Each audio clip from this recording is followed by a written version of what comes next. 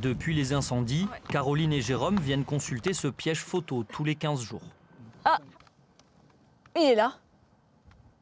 Il y a un truc qui boit là. Et c'est le renard, ouais. L'appareil capture le passage d'animaux au niveau d'abreuvoirs installés par les chasseurs de la Teste de Bûche. On a bien vu, là notamment, que le sanglier ou même le renard se servent de ces abreuvoirs.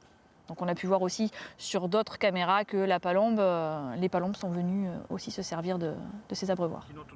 Un retour progressif des différentes espèces dans ces bois. Pour les recenser, les membres de la fédération de chasse utilisent ces jumelles thermiques. Donc je les adapte sur la portière.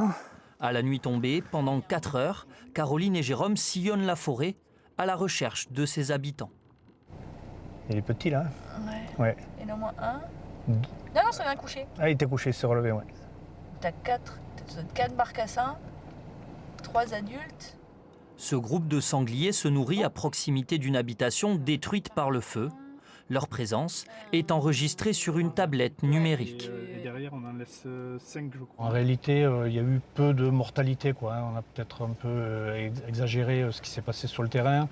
Au niveau des centres de soins, également, ils ont récupéré peu d'animaux, quoi, en fait. Donc je pense que toute la faune qui pouvait se déplacer a trouvé des refuges ou a fui le territoire, quoi, en fait. Donc ce que l'on pense, c'est que petit à petit, la faune petit à petit va recoloniser les milieux.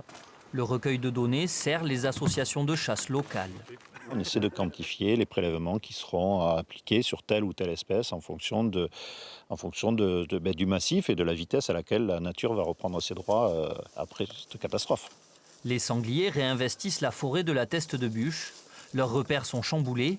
D'ordinaire sauvage, ils s'approchent des projecteurs de notre caméra, qui ne semblent pas les effrayer.